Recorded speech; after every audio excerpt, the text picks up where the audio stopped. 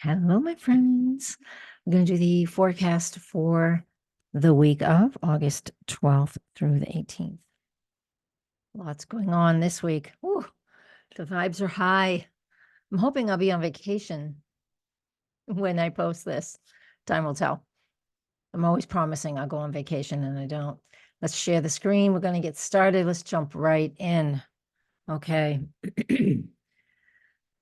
This is the week of August 12th through the 18th. I already said that. The first thing, and the main thing that happens for August 12th is that we are in the first quarter moon. Your Llewellyn book is going to call it the second quarter. That's also accurate. Excuse me. But point is, the sun and the moon are square. So let me get my pen out. Let's get things moving in the way I like to show you. Here's the sun at 20 and the moon at 20. And they're both in fixed signs, so it's square. They're all, if they're in a fixed sign, they're either a square or an opposition. That's how modalities work. So what this represents is this is 1 week. This chart on the screen is 1 week from the new moon we had a week before. And so the new moon that we had in Leo, and that was on August 4th at 12 Leo. And now 1 week later, we have the first quarter moon. So that means if there was something that was well initiated during that new moon around August 4th, then now at this day, which is a week after that new moon, then you'll be able to start putting, pen to paper, if you will, not just pen to paper, but actually taking steps in action towards something. That's one way we can look at that, just in a really short lunar month. Another way I like to look at this is, of course, the lunar gestation cycle. So we start with, there's always there's the 4 quarters when it comes to the lunar gestation cycle: new moon first quarter, full moon last quarter. And so this is the first quarter. That means 9 months ago we had a new moon around the same area as this, and that would have been November 13th, 2023. So go back to that new moon in your own journaling calendar and see what emotions were happening, what you were going through, what intentions you set out, because now it's 9 months later. We're at the first quarter moon, and we have an opportunity to start working on the things that are growing. Just like when we plant a seed at the new moon, because that's what we do, and we do our best to nurture, which really the only thing we can actually do is just keep conditions perfect for whatever it is we're trying to grow. Just keep conditions perfect for it to grow. Just like if we put a seed in the ground, we just want to make sure it's not too wet, not too dry. Hopefully, that's not always the case. And when it's not always the case, things that we plant don't grow. And that just happens. Things that had the right environment. So over the last 9 months, from November 13, 2023, what you initiated back then at that new moon. And if it's got some life to it now you can really put your mind to it and start working on it. Because 9 months from here, we'll have a full moon at the same area, right around 20 degrees of Scorpio. So look at that deep Scorpio process, which is research, and which is digging deep, which is really going into the depths of, your soul, your psyche, to understand what you want to work on. I can't give you the specifics outside of that. That's a lot of specifics. Don't miss that point. You just want to see where that is in your own life. That's where you'll get more insight into that. This right here is really close to my descendant. So it's in my it's just in my 7th house. Partnerships, relationships. Let's see when that new moon was. I got my ephemeris right here, my last year's Llewellyn. Let's go to November 13th. Yeah, that new moon was also exactly at 20 Scorpio. They're not always the same degree. They're usually within 4 or 5 degrees. But it was. Yeah. So really important to pay attention to what you were working on back then, as opposed to what it looks like now. That is your job to understand what that looks like and what steps you want to take. Now, the next aspect that we have will be also on August, not also on. It is on August 14th. The 13th, we have no planetary aspects to talk about. We have lots of other planets to talk about the rest of the week. So we'll just skip over the 13th. The daily forecasts over on YouTube, they only come out the day of. So they're just short little 60-second tidbits. You might like that. Check it out. On the 14th, Mercury retrograde. Where are you, Mercury? There it is, 0 Virgo. It's moving back into Leo soon. When it's at 0 Virgo, that means it's making a hard aspect to Pluto. Here it is. This is the second time. The first time it made that connection was June 26. This is the second quincunx to Mercury to Pluto. There we go. Mercury to Pluto, quincunx. This feels intense. This is intense. The Mercury and Aquarius have nothing in common. So it's always about making adjustments and adapting to find some common ground in communication. Mercury and Virgo, in regard to expressing our freedoms. Aquarius, what's fresh, what's new. These are some challenging. I mean, we can see this in our world, and mainly the politics, because of it being just the way it is right now, election year, etc. We want fresh, we want new. We're tired of the old, the old system.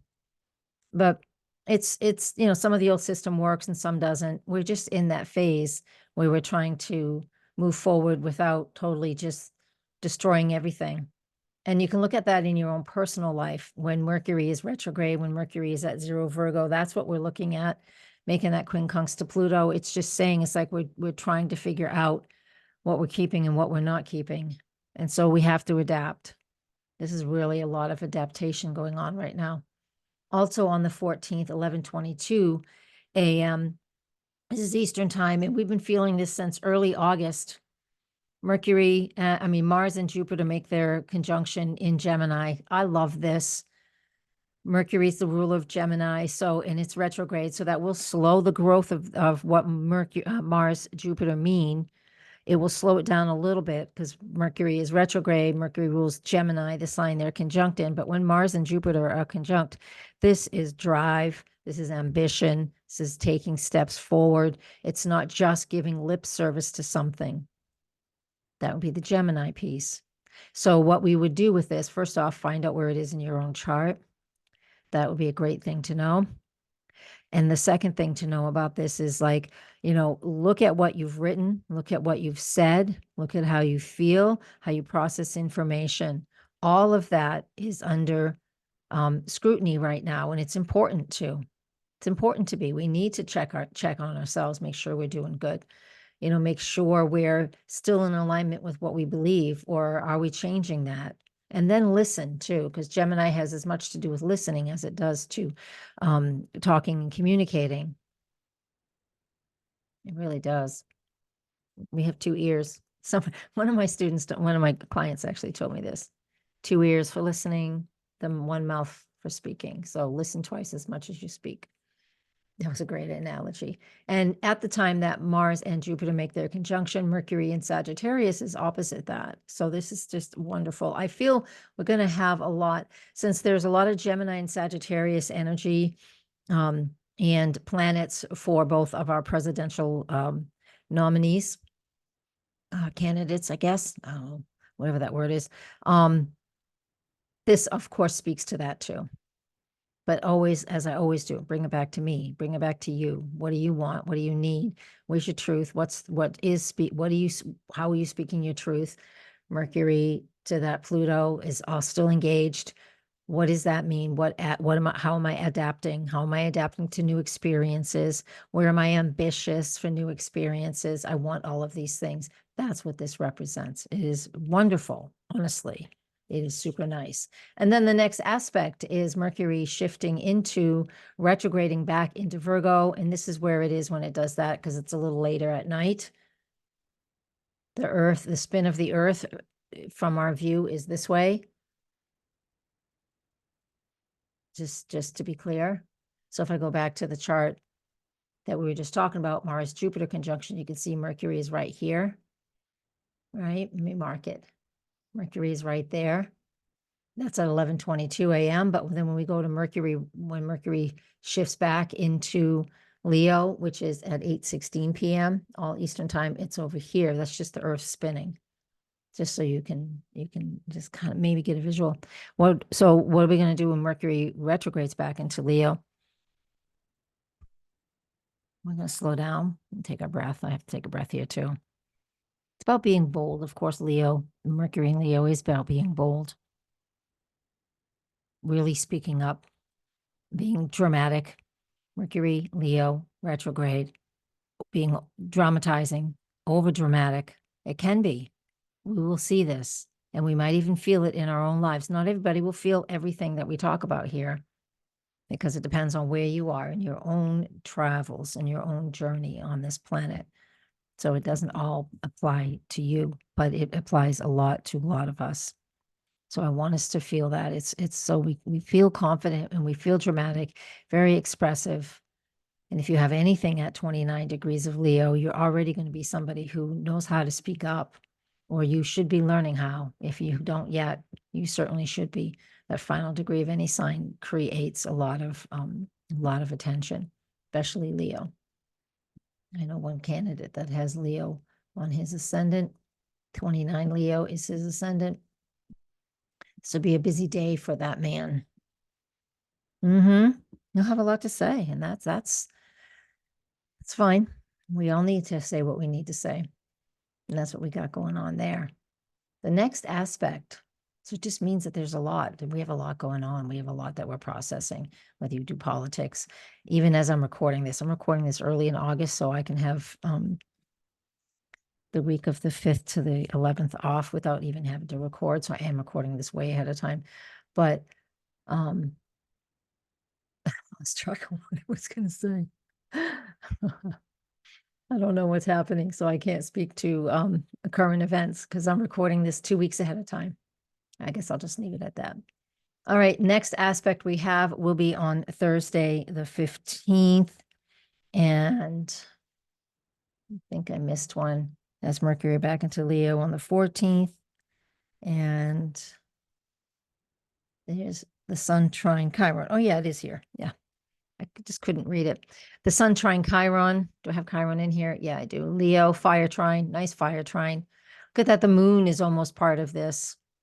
If it was just a little earlier in the day, let's see when it is. The moon trines Chiron like at 2 a.m. Eastern time. And then the Sun and Chiron are trine. So it makes, there's a grand trine coming into this day. And this trine is at 1 in the afternoon.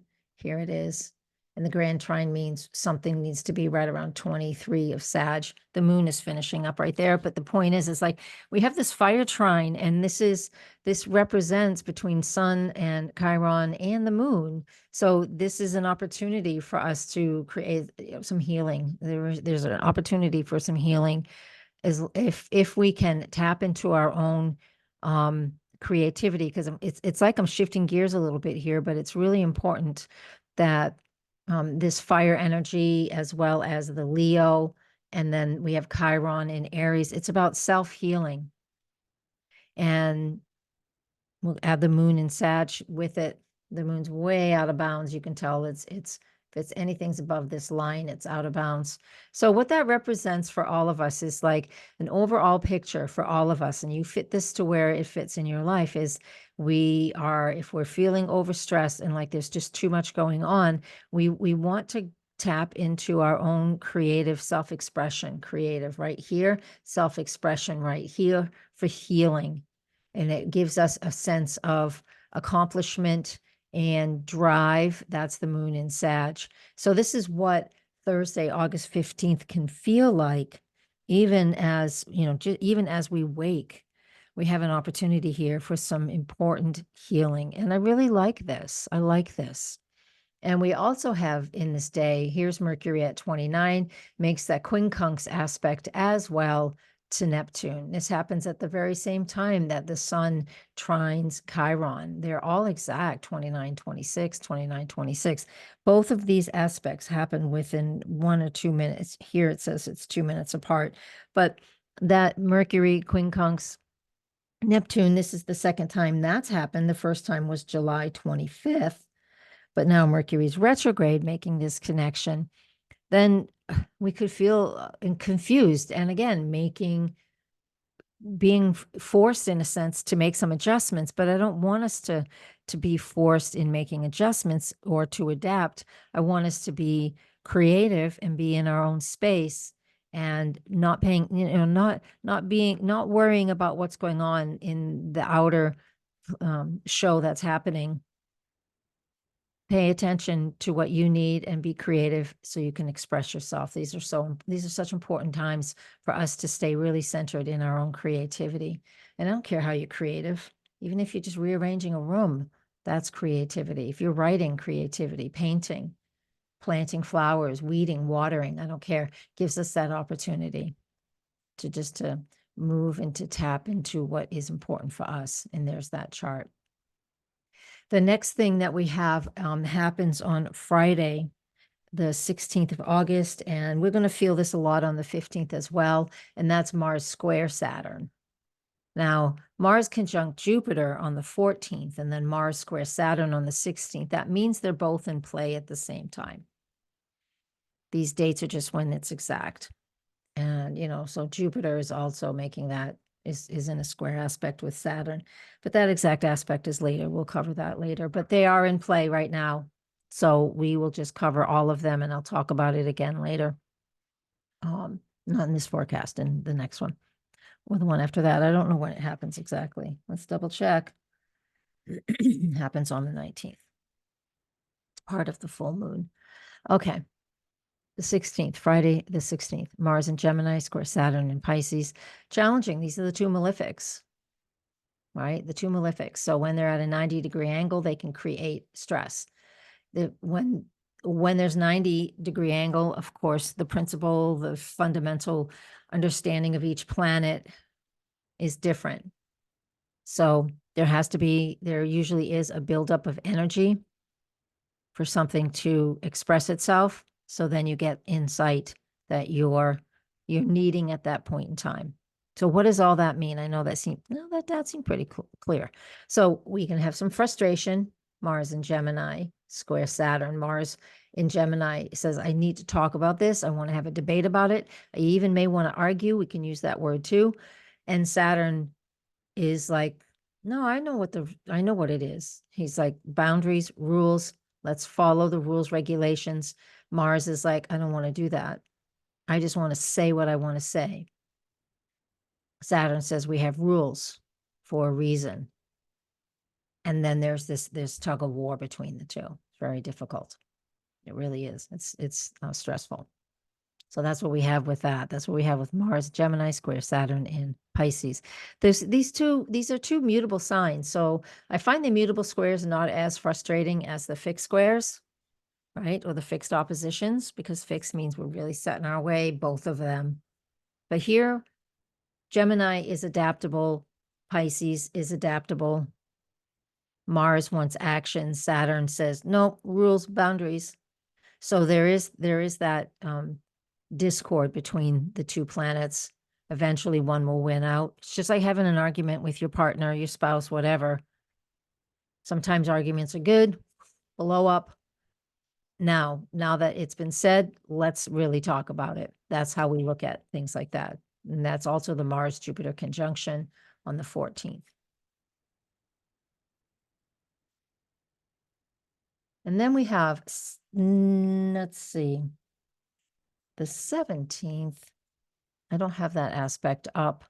On the 7th, yeah, there's really nothing on the 17th. The moon's in Capricorn, so logical, practical, being grounded, being earthy. The moon will conjunct Pluto as it does once a month in Aquarius on the 17th.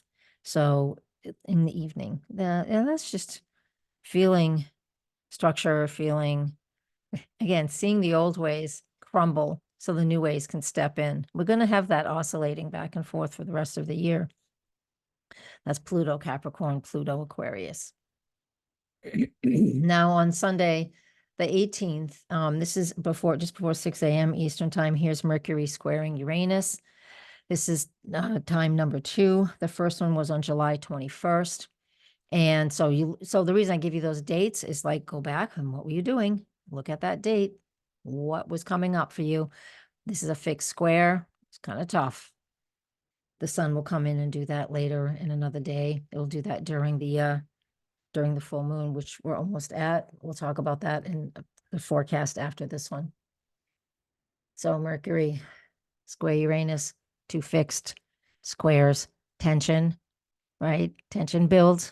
We need things to change. They don't want to change. It's really difficult. This is a tough aspect. So this can create unexpected news, unexpected information. It could be disruptions in communication and information, like power goes down and there's no internet, no social media. Something can have a real big adverse effect on how we communicate. That's what that can do. That's just generally speaking. But I want you to think about it personally as well. So make sure you don't shut down and not listen to something that's going on around you.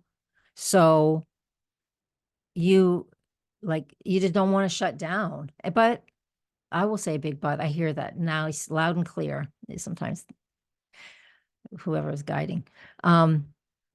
Sometimes we need to shut down and just say, la, la, la, la. I don't want to listen to anything else just because we need our sanity and we need a break. So do that too. And again, I'll take us right back to this Leo energy. It's not a lot, but it's some. So being creative is our escape hatch. Being creative is the escape hatch. I love that. I got to write this down. Did you guys ever just come up with stuff like that? Where you've been thinking of something and talking about it forever and a day. When I talk, more comes through than when I write. I don't write fast enough. I do talk fast. I admit it. You can hit pause when I'm talking too fast. You can even slow me. I don't know if you can slow me down on this platform or not. All right, let's go to the next aspect. The final one that we'll talk about today, and here's the Sun-Mercury conjunction. That happens every time Mercury's retrograde. The Sun and Mercury come together. It's just us moving faster, and it just looks like it's sort of, they cross each other twice, about 3 times in a year, approximately. Sometimes it's 4. But Mercury and Sun conjunction, these guys this is the most common aspect outside of lunar events. And so, this is just where we can really clear the deck. Because if anything combusts with the sun, so is exactly conjunct the sun, it burns off the extra debris. It's just like hot iron in a kiln, right? And you pull it out and you can hit it. You might not know this, but you hit it with a hammer, and all the things that have oxidized and the crap from the metal comes to the surface and it flakes off. That's what it feels like when the planets conjunct the sun, called combust. So if there is anything that is just too gregarious and too overwhelming and too much information and too egocentric, we have an opportunity here to shed that a lot during this conjunction of Mercury and the sun. All right. That's going to do it for today. I'm going to open this up. Here's that full moon, the full moon coming up. I'm not going to talk about it right now, but the full moon, and I clicked on the wrong one. Here we go. The full moon on August 19th at 2:26. I will have this up a week ahead of time, like I always do, when we get closer to it. But there's that full moon, and we have the moon is with Mercury. There we go. And we also have this mutable T-square in here. And we also have the T-square with Uranus. Here, I'll show you. There's a lot to say about this. I don't like to put my forecast out so early that we forget to use what's current and what's present. There's a T-square right there. So the full moon has Uranus at the halfway point, called the midpoint, as well as it being a T-square. They are one and the same in this circumstance. And then we have the other, here's the mutable T-square, Venus and Saturn with Mars, Jupiter. That's another. So we have 2 of them. That's a mutable T-square and a fixed T-square. All of these means that there are some things that are very stressful and there are things that just aren't working well. But there's also on the other hand, we have things that as long as we recognize that there's an issue and a problem, we have an opportunity to be innovative and creative and to immediately shift into something fresh and new. We are certainly in complicated times. There is no doubt about it. So be creative. What was that? Being creative is the escape hatch. There we go. See, if I didn't write it down, I would have already forgot. I'm going to go. That will be the title of this, this podcast. All right. Blessings, everybody. And have a great week. Have a great August. I'll be back. Namaste.